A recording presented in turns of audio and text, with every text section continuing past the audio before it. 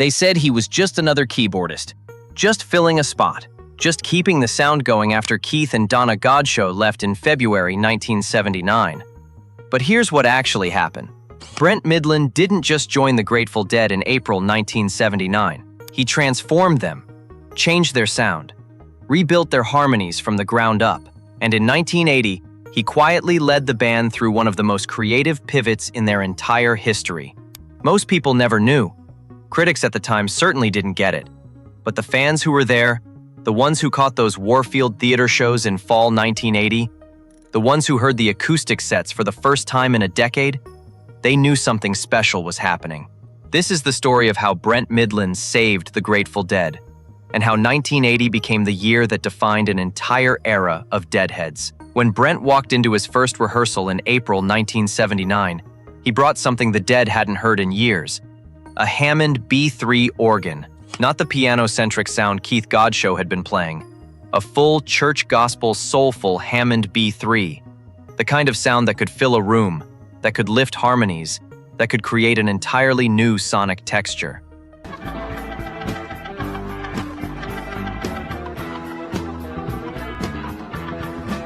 Blair Jackson wrote in Relics, Brent was a Hammond B3 master and adept at synthesizers. Both opened up the Dead's music to exciting new possibilities. But it wasn't just the Hammond. Brent also brought synthesizers. The Prophet 5, the Mini Moog, instruments that could create atmospheric pads, funky bass lines, soaring lead lines that complemented Jerry Garcia's guitar instead of competing with it. Jackson put it perfectly. The somewhat monochromatic keyboard approach of Keith was replaced by a more colorful and insistent keyboard sound. More colorful, more insistent. And then there was his voice.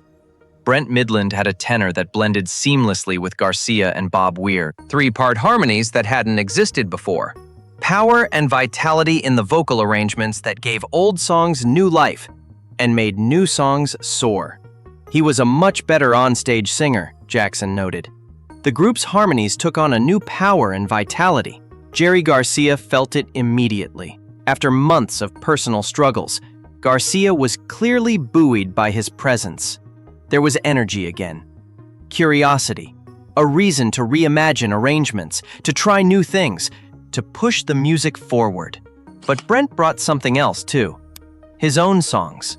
Before joining the Dead, Brent had been playing with Bob Weir's side project, Bobby and the Midnights. He'd written songs for that band, personal songs, songs about heartbreak and love, and trying to find your place in something bigger than yourself. Two of those songs were Far From Me and Easy to Love You. Weir heard them and knew they were special. When the Dead started recording their next album in summer 1979, Weir pushed Brent to bring those songs to the band. Garcia insisted too. They wanted Brent's voice in the songwriting, not just in the harmonies. So Brent brought them.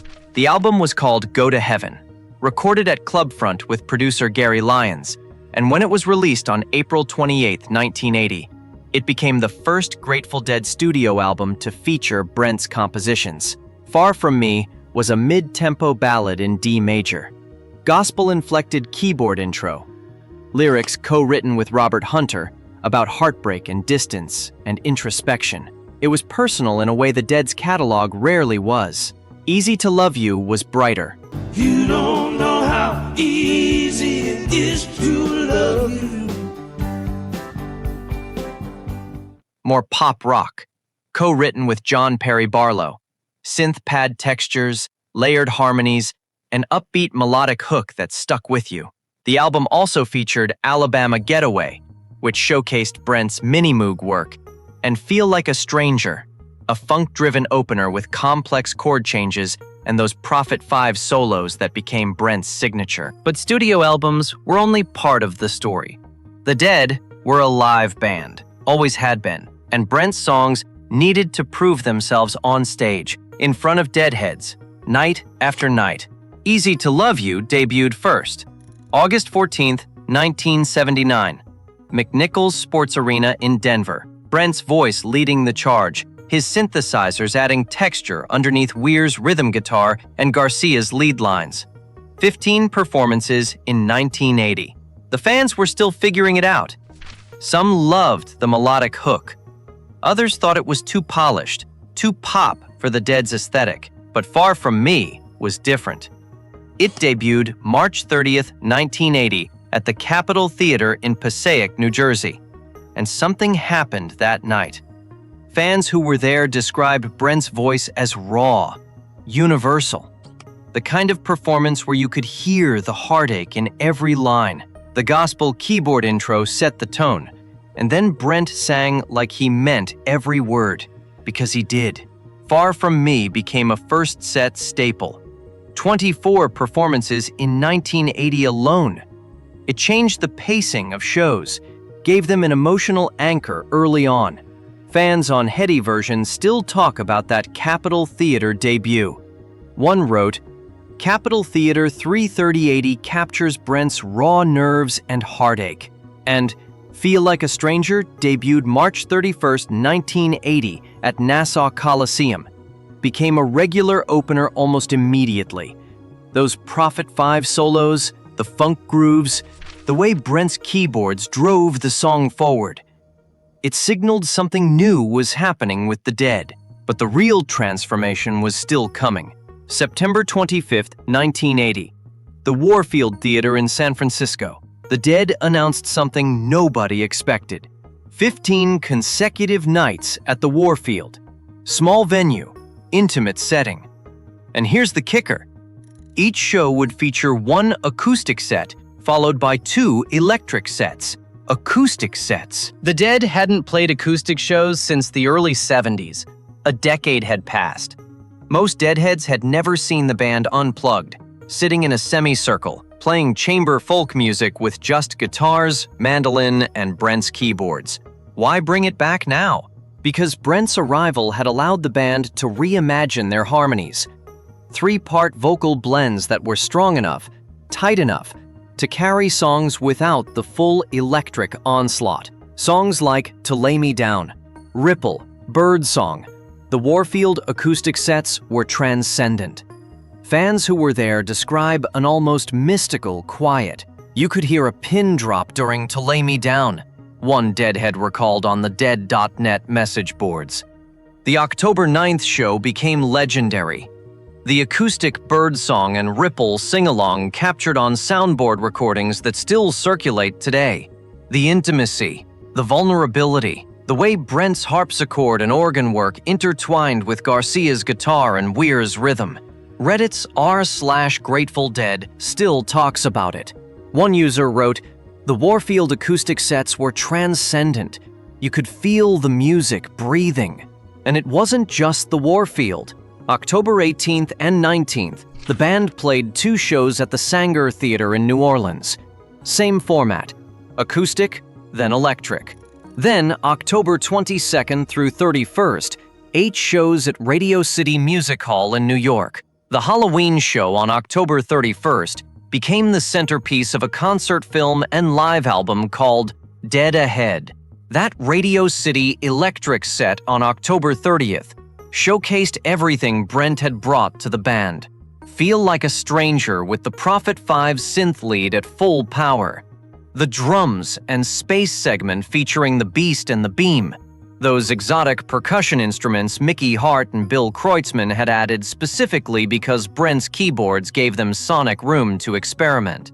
Blair Jackson noted, "Brent's arrival allowed Mickey and Billy to restructure their percussion setup, incorporating the Beam and the Beast. The rhythm section had evolved too.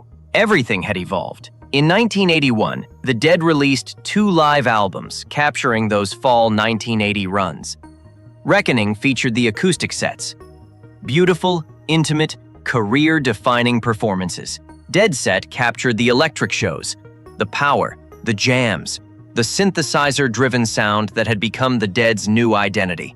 Both albums became touchstones for a generation of Deadheads. Because here's the thing most people don't realize. Many Deadheads never saw Pigpen play, never saw Keith and Donna. For thousands of fans who discovered the Dead in the early 80s, Brent Mydland was the keyboard player. His voice, his harmonies, his songs, his Hammond and Prophet 5, that was the Grateful Dead they knew and loved. As Relics put it, many Deadheads never saw Pigpen or the Godchaux. For them, The Brent lineup defined their live experience, and the Dead's profile kept growing. They appeared on Saturday Night Live in April 1980, playing to their biggest television audience ever. They started playing more interesting venues throughout the early 80s. Oakland Auditorium, the Greek Theater, Frost Amphitheater, Alpine Valley. The Taper network exploded. Deadheads recording shows on cassette, trading them, building a distribution system that brought thousands of new fans to shows after hearing live tapes. By the early 80s, the Deadhead Taper network was firmly established, Jackson wrote. Thousands of new fans thronged to shows after hearing live tapes. The Dead didn't release another studio album until 1987, but their live presence and cultural impact kept expanding. And Brent was the engine driving that sound. So why don't more people talk about Brent Mydland? Why does 1980 get overlooked when people discuss the Dead's peak years? Because the transformation was quiet, subtle. It wasn't dramatic like the late 60s psychedelic explosion or the 1977 spring tour that hardcore fans worship. It was a keyboardist who brought better harmonies, songs that connected on a personal level, synthesizers that expanded the sonic palette, an acoustic revival that gave the band creative space to breathe. Critics at the time didn't fully appreciate it. They were still comparing the Dead to their 60s glory days, missing what was happening right in front of them. But the fans knew. The ones at the Warfield who heard Ripple in that hushed acoustic setting. The ones at Capitol Theater who heard Far From Me for the first time and felt the vulnerability in Brent's voice. The ones who heard those Prophet 5 solos on Feel Like a Stranger and realized the Dead's sound had fundamentally changed. In one interview, Brent said something that captures his entire approach to joining the band. "I just wanted to be part of something bigger than myself." That's exactly what he did. We would be remiss not to mention Brent's death in 1990. This was tragic and once again changed the band's trajectory forever. That said, that is another story for another day.